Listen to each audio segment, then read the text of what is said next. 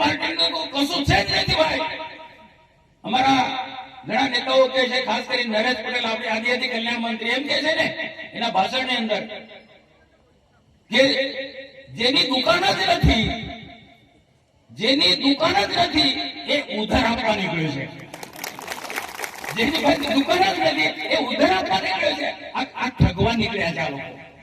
વિધાનસભામાં લોકો ને છત્રીને લઈ ગયા, મફત આપીશું, મફત આપીશું, મફત આપીશું. જંગલ વિસ્તારમાં જેમ કે અમને હાડકી કાઢવાના આદિવાસીને લોકો માની ગયા અમને વાતમાં, ધારાસભ્ય બની ગયો.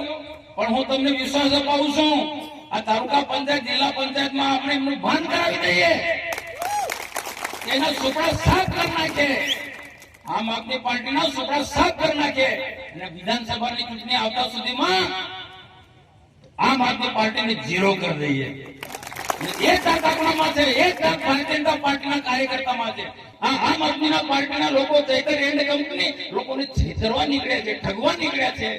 અહીંયા પેલો દેવો, પેલા કોણ દેવાને યાદ કરી, ભાજપનો દેવો નીકળ્યો, પણ પેલો આમ આદમી પાર્ટીનો દેવો ગયા વર્ષે ટીડીઓ ને એમ કે ફોન કરીને કે ટીડીઓ મારી પાસે આટલા કાર્યકર્તા છે, દિવાળી કરવા માટે મને આટલા પૈસા જોઈએ, ધમકી આપીને ટીડીઓ એ રેકોર્ડિંગ અમારી પાસે છે.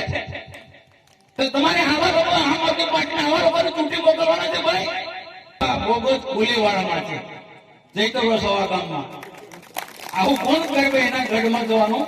એ મનસુખ વસાવા ભાજપનો કાર્યકર જ હિંમત કરી શકે.